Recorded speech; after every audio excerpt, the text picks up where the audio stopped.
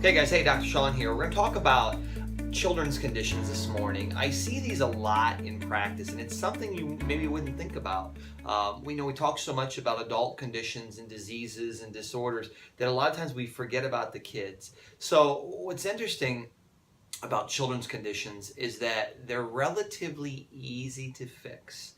And it makes it kind of a fun thing to do in practice because you can fix things that people struggle with or nobody else seems to be able to figure out an answer for. So we're going to take one that I've seen in my practice quite a bit over the years, and we have phenomenal success with it. It's called Osgood-Schlatter's disease. It's a swelling that you get in the knee, right about here. And what happens is kids grow real fast. Boys or girls, it's more common in young boys, I think, because of their athleticism, where you're starting to see it now in girls because they're playing more soccer, they're playing more basketball at younger ages. The more you stress the body and you stress the muscles, that's where you start seeing these conditions show up. So what happens, basically, for a lack of better words, is that the quadriceps muscle, all of your thigh muscles, they get overdeveloped, or you get a dysfunction. And that's the key here, a dysfunction in another muscle group. And you start getting a pull at the front side of the shin bone where these anchor on. Now, it's almost what they would call an avulsion, where it starts to tear away from the bone a little bit because it's pulling so hard. They're growing faster, the muscles are growing quicker, and they're getting stronger. The bone may not be keeping up as quickly. The body has to adapt. And so it starts thickening that material across the front of that shin. Now, medically, from what I know, physical therapy, standard orthopedic care, they don't really have a lot for this. You can stretch, you can do this, you can do that. There's some topicals. Sometimes they'll use painkillers. Sometimes they'll restrict your motion for a while. But it doesn't solve the problem. It doesn't fix it. It doesn't really get at the cause. So how do we do it? Obviously, you know what I'm going to say. Examine, examine, examine. You look at the anatomy, and the thing you'll find all the time is that there'll be problems with the femur head, the leg bone on the upper leg. There'll be some kind of a distortion or a torque to it. You correct it. There'll be something going on in an ankle.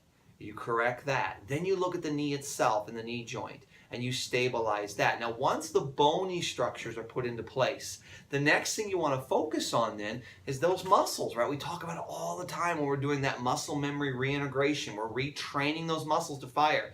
If you've got one group that's tight, then there's a chance there's another guy on the other end of the teeter-totter that's not doing his job. And so you start there.